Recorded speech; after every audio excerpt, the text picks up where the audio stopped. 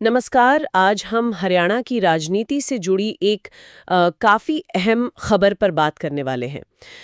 पता चला है कि बीजेपी के दो विधायकों पर ना उनके विधानसभा सदस्यता जाने का खतरा मंडरा रहा है। जी हाँ, बिल्कुल, ये अदालती याचिकाओं से जुड़े मामले हैं और इनके नतीजे मतलब इन विधायकों का पॉलिटिकल फ्यूचर तय कर सकते हैं। तो चलिए थोड़ा और समझते हैं इसको, क्या है मामले। हाँ, देखिए ये दो अलग-अलग केस हैं, लेकिन दोनों ही सीरियस हैं।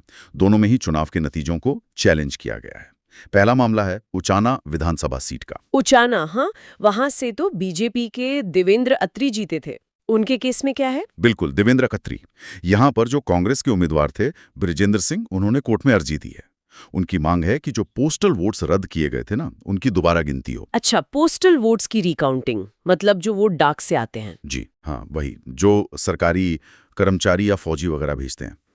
मुकाबला काफी करीबी था शायद, इसीलिए वो रिकाउंटिंग चाह रहे हैं। तो अगर कोर्ट मान जाती है और दोबारा गिनती होती है तो क्या नतीजा बदल सकता है? पूरी संभावना है, तभी तो याचिका डाली है। अगर रिकाउंटिंग का ऑर्डर होता है और गिनती में वोटों का हिसाब बदला तो हो सकता है बृजेंद्र सिंह जीत जाएं। हम्म। और अगर ऐसा हुआ तो फिर देवेंद्र अत्री की विधायिकी चली जाएगी। ये तो दिलचस्प है। पोस्टल वोट्स को लेकर अक्सर ऐसे विवाद हो भी जाते हैं ना। हाँ, होते हैं। उनकी गिनती थोड़ी अलग होती है, कई बार तकनीकी कारणों से रद्द भी हो जाते हैं। हम्म। तो उचाना का मामला तो ये है। ठीक है, ये समझ गए।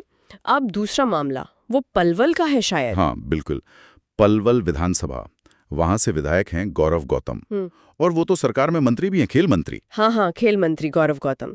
उनके खिलाफ क्या है? यहाँ मामला शायद थोड़ा और गंभीर है। कांग्रेस के जो उम्मीदवार थे कर्ण सिंह दलाल, उन्होंने सीधा हाईकोर्ट में याचिका दी है और उनका आरोप है कि गौरव गौतम ने चुनाव में धर्म के नाम पर वोट मांगे थे। ओहो, धर्म के नाम पर वोट, ये तो मतलब इलेक्शन रूल्स का वायलेशन हुआ ना। जी बिल्कुल।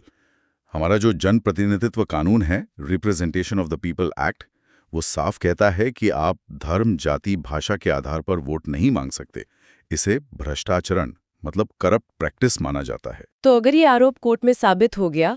अगर कर्ण सिंह दलाल के आरोप सबूतों के साथ कोर्ट में साबित हो जाते हैं तो गौरव गौतम की जीत रद्द हो सकती है और उनकी विधायकी भी जा सकती है। लेकिन ये साबित करना कितना मुश्किल होता होगा कोर्ट में, क्योंकि नेता अक्सर भाषणों में कुछ न कुछ तो बोल ही जाते हैं। हाँ, ये चैलेंजिंग तो होता है, आसान नहीं है। याचिकाकर्ता को बहुत ठोस सबूत देने पड़ते हैं, जैसे कोई भाषण की रिकॉर्डिंग हो या कोई भरोसेमंद गवाह हो। कोर्ट बहुत बारीकी से देखती है ऐसे मामले। सिर्फ कह देने से नहीं होता, प्रूव करना पड़ता है। तो मतलब एक विधायक की कुर्सी तो वोटों की गिनती पर अटकी है और दूसरे पर धर्म के नाम पर वोट मांगने जैसा गंभीर आरोप है। वाकई जैसा आपने कहा, दोनों के लिए स्थिति नाजुक है। फैसला आने तक तो तलवार लटकी हुई है। हाँ बिल्कुल।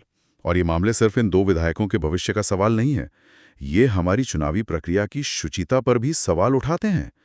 इनके जो भी फैसले आएंगे उनका असर हरियाणा की मौजूदा राजनीति पर भी पड़ सकता है, खासकर अगर रूलिंग पार्टी की सीटें कम होती हैं तो। सही बात है।